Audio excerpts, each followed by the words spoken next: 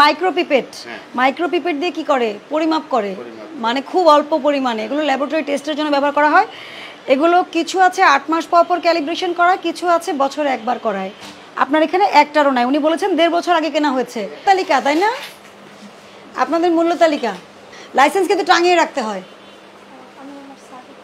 হ্যাঁ একটু ফোন দেন আসতে পারেন হ্যাঁ ল্যাবে কি আপনি আছেন না চলেন একটু দেখি আপনার ল্যাবটা এটা ব্লাড কালেকশন পয়েন্ট না আচ্ছা একটু দেখি হ্যাঁ আচ্ছা মেয়াদ চেক করেন নিয়মিত হ্যাঁ আচ্ছা আপনি কোথায় পড়াশোনা করেছেন ঢাকা আচ্ছা আপনি একা কাজ করেন না আরো লোক আছে একা কাজ করেন কত ধরনের টেস্ট হয় আপনাদের অল্প কাজ করেন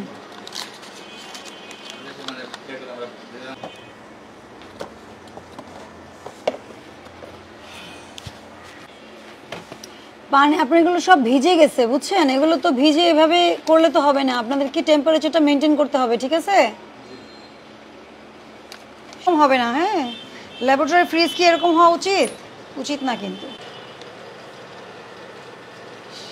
কম্পারেটিভলি ভালো প্রবলেম এখানে দুই রকম আপনার ফ্রিজটা ঠিক করতে হবে ফ্রিজটাতে প্রচুর পানি জমে হ্যাঁ ওই যে নিচে বাটিতে পানি জমতেছে ফ্রিজটা চেঞ্জ করে ফেলেন খুব বেশি এক্সপেন্সিভ তো না তাই না আরেকটা হচ্ছে আপনার যে ক্যালিব্রেশন করাতে হবে আপনার যত মাইক্রোপিপেট আনেন ওনাকে দেখান আপনি বোঝেন তো এগুলো বোঝেন টেকনিক্যাল নলেজ কি আছে এটা না মানে মাইক্রোপিপেট দিয়ে কি করে পরিমাপ করে মানে খুব অল্প পরিমাণে এগুলো ল্যাবরেটরি টেস্টের জন্য ব্যবহার করা হয় এগুলো কিছু আছে 8 মাস পর পর ক্যালিব্রেশন করা কিছু আছে বছরে একবার করায় করিয়ে এখানে একটা স্টিকার লাগিয়ে দেবে পরবর্তী পরীক্ষার তারিখ কবে ওই যে মাছ মাংস তারপরে সবজি বা আপনারা মুদি দোকানে কেনেন না মেশিন প্রতি বছর ক্যালিব্রেশন করাতে হয় পরিমাপক বা ওজন পরিমাপক যে কোনো সেটা স্বর্ণ বিক্রি করেন বা আপনি ল্যাবরেটরিতে ইউজ করেন যে কোনো পরিমাপকে ক্যালিব্রেশন করাতে হয় এবং এখানে সেটা ডিক্লারেশন এখানে কস্টেপ দিয়ে লাগানো থাকে যে কবে তারিখে পরীক্ষা করা হয়েছে কত তারিখ পরবর্তী পরীক্ষার তারিখ কবে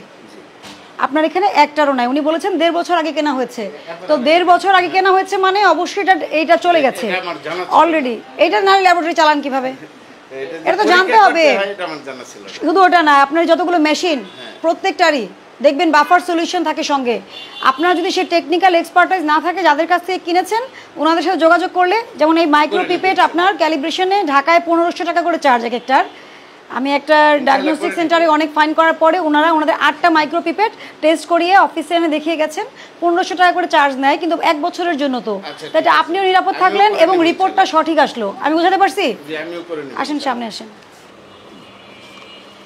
এটা আইকর না আপনার ডায়াগনস্টিক সেন্টারের লাইসেন্স আপনি নিজে বের করে দেখান সমস্যা নেই এইটার কথা বলছি এটা রিনিউ করেছেন এইটা এই বছর এটা করা হয় নাই কারণ এই বছর কেন এটা 2019 সালে চলে গেছে মেয়াদ এরপরের গুলি আমরা আবেদন করে রাখছি কিন্তু ওরা বলতেছে যে এই পরিবেশ অধিদপ্তর এটা আপনি রিনিউ করে আনেন তারপরে হ্যাঁ কারণ আপনি এই লাইসেন্সটা রিনিউ করার আগে আপনার অনেকগুলো রিকোয়ারমেন্ট ফুলফিল করতে হবে ওনারা ইন্সপেকশনে আসবে এটা তো 25 সাল চলতেছে তো আপনি যদি এই 4-5 বছর ধরে এটাই কিন্তু আপনার আসল পরিচয় এটা কে দেয় হেলথ তাই না এটা হচ্ছে আপনার আসল পরিচয় আপনি যদি এটা করতে না পারেন তার মানে এইটা না থাকা মানে আপনার এই প্রতিষ্ঠান বৈধতা হারিয়েছে আপনি বৈধভাবে করছেন না আপনি আমার কথা বুঝেন আপনি আয়কর দেন যত কিছুই দেন আপনার এখানে লাইসেন্সের মেয়াদ চলে গেছে 30 জুন 2019 এটা আপনাকে এখানে লিখে আছে দেখেন আজকে সিভিল সার্জন অফিসে যোগাযোগ করে আপনি কেন পাচ্ছেন না তাহলে যদি ওনারা বলে আপনার ক্রাইটেরিয়া নাই যোগ্যতা নাই তাহলে বন্ধ রাখতে হবে আমি পরের বার এসে যদি দেখি একই অবস্থা আমি বন্ধ করে দেবো এবং ডিজি হেলথকে অবগত করব কালকের মধ্যে আমি যোগাযোগ করব ঠিক আছে আজকে আমি আপনাকে সতর্ক করছি সতর্কতামূলক মাত্র 10,000 টাকা জরিমানা আরোপ করলাম ভবিষ্যতে যেন সচেতন হয়ে যান আমি আপনাকে 1 লক্ষ টাকা জরিমানা আরোপ করতে পারতাম কিন্তু আপনি 6 বছর ধরে লাইসেন্সে নিতে পারছেন এটা একটা আশ্চর্যজনক বিষয় তার মানে কি আপনার এমন কোনো দুর্বলতা আছে যেটা কে দেখবে স্বাস্থ্য অধিদপ্তর দেখবে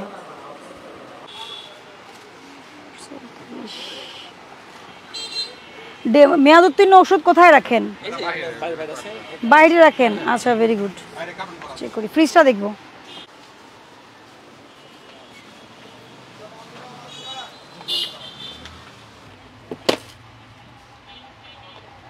নিজেরাই চেক করেন কিভাবে এগুলো আমরা সবসময় চেক করে রাখি গুলো। মার্চে হয়েছে উপরে উপরে উপরে। এটার দাম কত? 2250 টাকা। এটা কিন্তু এক্সপেন্সিভ আইটেম, তাই না? আর ফিজিশিয়ান স্যাম্পল কেন বিক্রি করা যাবে না লেখাই থাকে নট ফর সেল। আর কি এটাতে খুচরা মূল্যটা লেখা থাকে না। মোড়কজাত পণ্য, সকল মোড়কজাত পণ্যে কি মূল্য লেখা থাকে, খুচরা বিক্রয় মূল্য লেখা থাকে, ঠিক আছে? তাহলে জেনে শুনে যদি আপনি ফিজিশিয়ান স্যাম্পল রাখেন, সেল করেন, এটা আপনি অন্য কেউ সহায়তা করছেন দুর্নীতি করার জন্য। কারণ ফিজিশিয়ান স্যাম্পল কিন্তু বিক্রয়ের জন্য নয়, এটা সবাই জানে, আপনিও জানেন, আমিও জানি, যারা আপনাকে দেয় তারাও জানে। শিখেন, ভুল থেকে শিখেন, ঠিক আছে? অল্প ভুল থেকে শিখলে ভালো। এটা এপ্রিল মাসে মেয়াদ শেষ হয়ে মার্চ মাসে শেষ হয়েছে। এপ্রিল মে মাসের আজকে। হ্যাঁ, আর আপনার দোকান এত এলোমেলো, আপনি নিজে খুঁজলেই অনেক পাবেন, ঠিক আছে? মেয়াদ উত্তীর্ণ পাবেন, যেহেতু 2-1.5 মাস আগের পাওয়া গেছে, আপনি পাবেন। ওগুলো খুঁজে শর্ট ডেটেরগুলো আলাদা করবেন, মেয়াদ উত্তীর্ণ যেগুলো আপনার অল্টার করার সুযোগ নাই ফেলে দিবেন। এটাই নিয়ম। আমি নিয়মের কথা ছাড়া আপনাকে অন্য কথা বলার সুযোগ নাই। আমি আপনাকে সতর্ক করছি, ঠিক আছে? সতর্কতামূলক আপনাকে 10,000 টাকা জরিমানা আরোপ করা হলো, ভবিষ্যতের জন্য সচেতন হয়ে যান।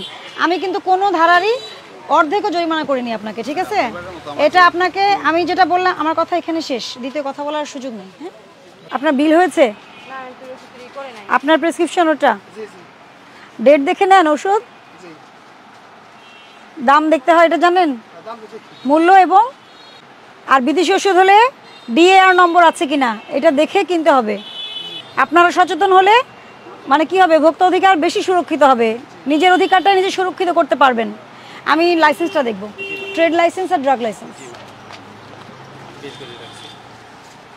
আপনার নামে লাইসেন্স, ওনাদের একজন সার্ভিস দিয়ে দেন, আমার সাথে একজন কথা বললেই হবে।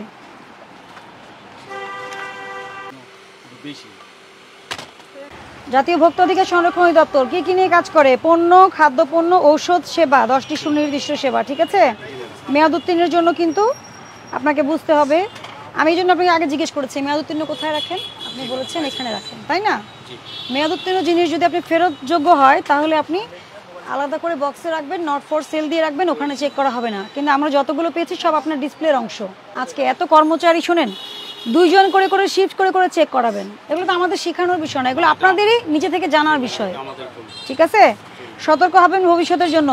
আমি সতর্ক করছি আপনাকে, সতর্কতামূলক আমি 25,000 টাকা জরিমানা আরোপ করলাম, ভবিষ্যতের জন্য সতর্ক হবেন।